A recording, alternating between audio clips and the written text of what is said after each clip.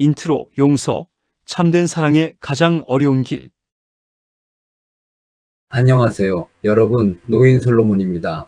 우리는 정말 자주 이런 마음으로 속을 끓이며 잠들지 못하고 하얗게 밤을 지새우는 경우가 있습니다.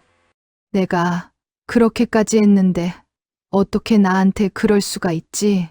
가장 가까웠던 가족이나 정말 친한 친구와 동료 혹은 믿었던 교회 사람에게 상처받았을 때 그 기억은 우리 안에서 썩지 않고 계속해서 자라납니다. 사람들은 말합니다. 용서하세요. 그래야 자유로워집니다. 하지만 정작 그 말을 들은 우리는 더 화가 납니다. 그게 그렇게 쉬운 거냐고요. C.S. 루이스는 이렇게 말했습니다. 용서란 인간이 배운 가장 신적인 언어다. 하지만 그 언어를 배우는 교실은 언제나 고통의 자리다. 지금부터 루이스의 연설, 용서를 통해서 그가 말하는 참된 용서의 길로 들어가 보려고 합니다. 그리고 그 길이 왜 그토록 아프고 힘들고 어려운지를 함께 마주해보는 시간을 갖고자 합니다. 끝까지 시청 부탁드립니다. 첫 번째 파트, 용서는 가장 잔인한 명령처럼 들린다. 나는 한때 용서가 아름다운 단어라고 생각했습니다. 하지만 인생이 조금 더 지나고 나서야 깨달았죠. 그 단어는 그 어떤 폭풍보다도 무겁다는 것을. 배신당한 사람에게 용서하라는 말은 바다에 빠진 사람에게 숨 쉬라는 말과 같습니다. 우리는 말로는 용서해야지 하지만 마음은 항상 이렇게 속삭입니다. 아니, 그 사람은 모르는 척하면서 잘 살잖아. 나는 이렇게 아픈데 왜 내가 먼저 놓아줘야 하지? 그리고 바로 그 지점이 용서가 신앙의 가장 깊은 시험이 되는 자리입니다. 용서는 감정의 선택이 아닙니다. 그건 우리의 자존심이 죽는 순간에만 가능한 부활의 행위입니다. 루이스는 용서가 단순한 도덕이 아니라 죽음의 경험이라고 말합니다. 자존심이 찢기고 억울함이 터져 나오며 왜 내가 먼저 라는 마음이 끝없이 솟아오르는 그 자리에 하나님은 용서하라고 말씀하십니다. 이건 감정의 싸움이 아닙니다. 그 사람을 미워하지 않으려 애쓰는 게 아니라 내 안의 정의감이 하나님 앞에서 무너지는 경험입니다. 루이스는 이렇게 덧붙입니다. 우리가 용서하지 못하는 진짜 이유는 그 사람이 아니라 내 정의를 내려놓기 싫어서다.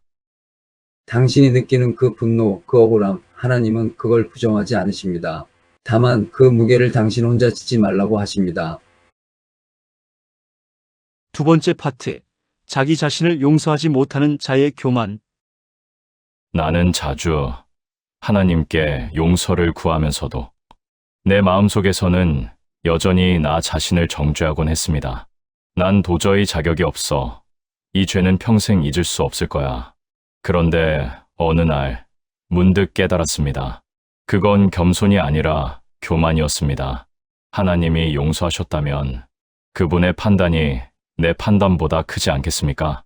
그런데도 나는 용서받을 수 없다고 말하는 것은 결국 내가 하나님보다 더 의롭다는 선언입니다. 자기 자신을 용서하지 못하는 자는 하나님의 은혜를 가로막는 자입니다. 우리는 자주 이렇게 말하죠. 내가 나를 용서 못하겠어요. 하지만 루이스는 그것이 은밀한 교만이라고 말합니다. 왜냐하면 그것은 하나님의 용서보다 내 판단이 더 중요하다는 뜻이기 때문입니다. 예를 들어보죠. 한 어머니가 실수로 아이에게 상처되는 말을 하고 그 후로 평생 죄책감에 시달립니다. 내가 그때 그 말을 안 했더라면 그 마음은 사랑처럼 보이지만 사실은 자기 구원 욕구입니다. 내가 내 실수를 바로잡아야 한다는 그 마음 말입니다. 하지만 복음은 말합니다. 이미 누군가가 당신의 실수를 짊어지셨다라고요. 진짜 회개는 자기 미움이 아니라 하나님의 자비를 받아들이는 용기입니다. 세 번째 파트, 원수를 사랑하라. 그 불가능한 명령 앞에서.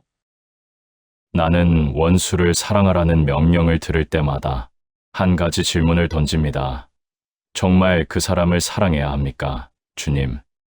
그는 내 인생을 망쳤고, 내 명예를 짓밟았고, 내 가족을 울렸습니다. 그런데 주님은 이렇게 말씀하십니다. 그를 사랑하라고. 그것은 그가 한 일을 용납하라는 뜻이 아니라 그의 존재를 미워하지 말라는 뜻이라고. 우리는 악을 미워해야 합니다. 그러나 사람을 악으로 동일시하지는 말아야 합니다. 그것이 하나님이 우리를 보시는 방식입니다. 이 부분은 우리가 제일 잘 걸려 넘어지는 곳입니다. 사랑하라는 말이 가해자를 용인하라는 말처럼 들리기 때문입니다. 루이스는 그 차이를 이렇게 설명합니다. 그의 죄는 미워하되 그 사람 자체를 죄로 완전히 규정짓지 않는 것이라고. 예를 들어 어떤 사람이 가족에게 오랜 상처를 줬습니다.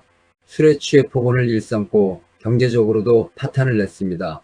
여기서 그를 사랑한다는 건 그의 행동을 인정하거나 받아들이는 게 아니라 그의 회복 가능성을 포기하지 않는다는 뜻입니다. 용서는 정의를 무너뜨리는 것이 아니라 그 정의를 하나님의 손에 맡기는 일입니다. 네 번째 파트, 용서와 정의는 결코 적이 아니다. 용서를 말하면 사람들은 이렇게 묻습니다. 그럼 나쁜 사람은 그냥 두란 말입니까? 라고. 아닙니다. 용서는 악을 무시하지 않습니다. 그것을 정확히 보고, 그러나 그 악이 내 영혼을 삼키지 못하게 하는 것입니다. 하나님도 죄를 무시하지 않으셨습니다. 그분은 그 죄를 심판하셨습니다. 다만 그 심판의 화살을 우리 대신 아들에게 쏘셨을 뿐입니다. 용서는 정의를 없애는 것이 아니라 그 정의를 사랑으로 완성하는 일입니다. 루이스의 말은 이렇게 요약됩니다. 용서는 악을 가볍게 여기지 않지만 악을 끝내려는 길이다. 많은 사람이 용서는 약함이라 생각하지만 사실 용서는 가장 강한 사람만이 할 수 있는 행동입니다. 어떤 남편이 아내의 배신을 알게 되었을 때 그 분노는 정당합니다. 그러나 용서는 그 분노를 억누르는 게 아니라 그 분노를 하나님의 법정으로 옮기는 일입니다. 이제 심판은 내 손이 아니라 주님의 손에 있습니다. 그 한 문장이 인간의 복수심을 끝내고 하나님의 역사를 시작하게 합니다. 다섯 번째 파트, 용서는 기억을 없애는 것이 아니라 기억을 치유하는 것이다. 용서는 망각이 아닙니다. 하나님께서 너의 죄를 기억하지 않겠다 하신 것은 그분이 그것을 잊으신다는 뜻이 아니라 그 죄로 너를 정의하지 않겠다는 뜻입니다. 우리도 마찬가지입니다. 그 상처는 사라지지 않습니다. 그러나 그 상처가 더 이상 증오를 낳지 않을 때 그것은 치유된 흔적이 됩니다. 용서란 기억의 정화입니다. 그때 비로소 우리는 그 일 덕분에 내가 하나님을 만났다고 고백할 수 있습니다. 상처는 지워지지 않습니다. 용서는 그 상처를 덮는 게 아니라 그 위에 하나님의 손길이 지나가도록 허락하는 일입니다. 우리가 기억을 잃지 않고도 평안할 수 있는 이유는 그 기억 속에서도 하나님이 일하시기 때문입니다. 클로징, 진짜 용서는 나를 살리는 일이다. 용서는 결코 쉬운 일이 아닙니다. C.S. 루이스는 말했습니다. 모든 사람은 용서가 아름답다고 말한다. 하지만 막상 용서해야 할 때가 오면 아무도 그것을 하고 싶어 하지 않는다. 그 말처럼 우리가 누군가를 용서한다는 것은 단순히 마음을 고치는 일이 아니라 자존심이 찢기고 정의감이 흔들리고 때로는 나 자신이 틀린 것처럼 느껴지는 고통의 여정입니다. 그러나 루이스는 우리에게 이렇게 묻습니다. 당신이 그토록 어렵게 여기는 그 용서, 그것이 없었다면 당신은 지금 존재할 수 있었을까요? 그리스도께서 우리를 먼저 용서하셨다는 사실, 그것이 이 모든 이야기의 시작이자 끝입니다. 용서란 그 사람이 괜찮아졌기 때문에 하는 일이 아니라 하나님이 나를 괜찮게 만들어 주셨기 때문에 하는 일입니다. 용서란 정의를 포기하는 것이 아닙니다. 그것은 하나님의 정의를 신뢰하기로 결정하는 일입니다. 그리고 그 순간 우리는 비로소 우리의 가슴에 쌓였던 독을 내려놓게 됩니다. 용서하지 못하면 우리는 과거의 감옥에 스스로를 가둡니다. 하지만 용서할 때 그 감옥의 문은 우리 안쪽에서 열립니다. 용서받은 자가 용서할 수 있는 이유, 그것은 자유가 흘러가기 때문입니다. 이제 그 자유를 누려야 할 때입니다. 그 사람이 변하지 않았어도, 그 상처가 아직 다 낫지 않았어도 우리가 먼저 하나님 안에서의 평화를 선택할 수 있습니다. C.S. 루이스는 이렇게 마무리합니다. 용서는 단 한 번의 결정이 아니다. 그것은 매일, 매 순간 하나님 앞에서 다시 일어서는 연습이다. 그렇습니다. 용서는 단 한 번의 사건이 아니라 하나님과 함께 살아가는 평생의 습관입니다. 오늘 우리에게 상처 준 그 사람의 이름을 기도 속에 올려놓아 봅시다. 하나님, 그 사람을 축복해 주세요. 그 짧은 한 문장이 당신을 자유롭게 할 것입니다. 오늘 함께한 이야기는 C.S. 루이스의 용서 연설에서 시작되었지만 그 결론은 여러분의 삶에서 완성됩니다. 시청해 주셔서 감사합니다. 노인 솔로몬이었습니다.